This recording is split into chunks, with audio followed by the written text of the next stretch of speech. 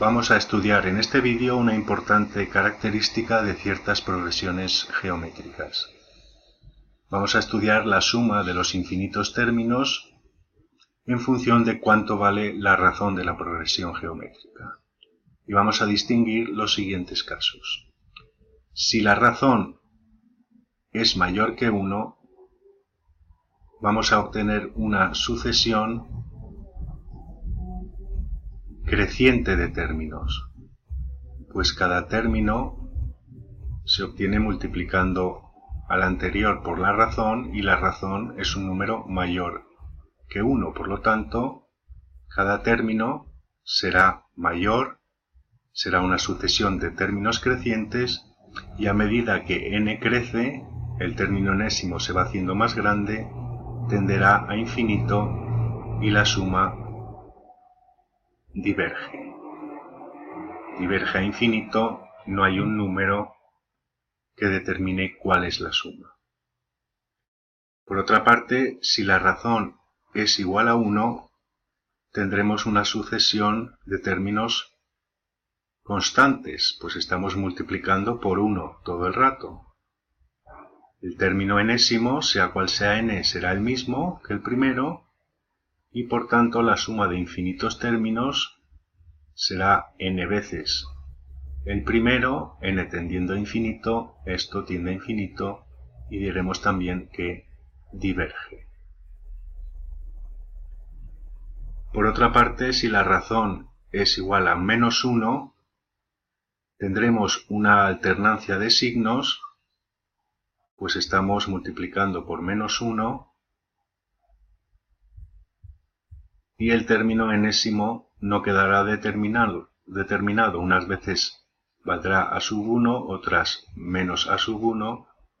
Diremos que es una sucesión oscilante y la suma también quedará indeterminada, diremos que diverge. Por otra parte, si la razón es menor que menos 1, tendremos una sucesión también de signos alternados, pero en valor absoluto será una sucesión creciente. Prescindiendo del signo, cada término será mayor que el anterior. El término enésimo unas veces será positivo, otras negativo, pero cada vez en valor absoluto más grande tenderá o bien a infinito o bien a menos infinito en función de si es par o impar el lugar que ocupa, y diremos que la suma diverge. Pero si la razón está entre menos 1 y 1, es decir, si el valor absoluto de la razón es menor que 1, en ese caso tendremos una sucesión decreciente de términos, si prescindimos del signo, en caso de que esté entre menos 1 y 0, serán términos decrecientes y por tanto el término enésimo, cuando n tiende a infinito, tenderá a 0. En ese caso diremos que converge y podremos determinar un valor para la suma de infinitos términos.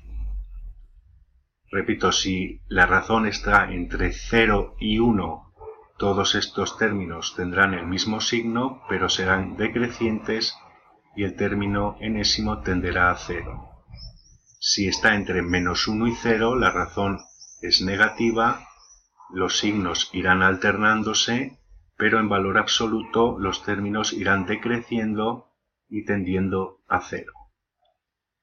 Bien, para calcular en este caso cuánto vale la suma infinita, vamos a recurrir a la fórmula de la suma de n términos, una de cuyas expresiones era el primero por la razón elevado a n menos 1 partido por la razón menos 1. Bien, en esta fórmula, cuando n tiende a infinito, este término tiende a 0.